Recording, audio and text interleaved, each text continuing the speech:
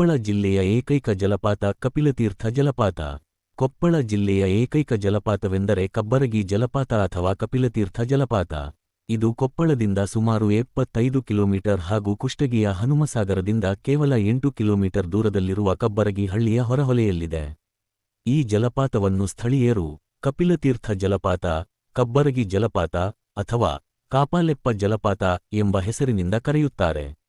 ದೈವಿಕ ಶಕ್ತಿಯ ನಂಬಿಕೆಯೊಂದಿಗೆ ಈ ಸ್ಥಳವನ್ನು ಪವಿತ್ರತೆಯ ಕುಣಿಕೆಯಿಂದ ನೋಡಲಾಗುತ್ತದೆ, ಏಕೆಂದರೆ ಕಪಿಲ ಮುನಿಸ್ವಾಮಿಗಳು ಇಲ್ಲಿ ತಪಸ್ಸು ಮಾಡಿದ್ದರೆಂದು ಶ್ರೀಮಂತವಾದ ಪೌರಾಣಿಕ ಪ್ರಸಂಗವಿದೆ.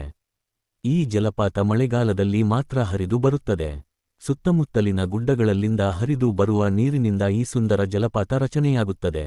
ಪ್ರವಾಸಿಗರು ಈ ಜಾಗಕ್ಕೆ ವರ್ಷಪೂರ್ತಿ ಬರಲಾರರಾದರೂ ವಾರಾಂತ್ಯಗಳಲ್ಲಿ ಜನಜಂಗುಳಿ ನೋಡಬಹುದಾಗಿದೆ. ಪ್ರಕೃತಿ ಪ್ರಿಯರಿಗೆ ಶಾಂತ ಹಾಗೂ ಮನಸ್ಸು ತಂಪಾಗಿಸುವ ಸ್ಥಳವಿದು.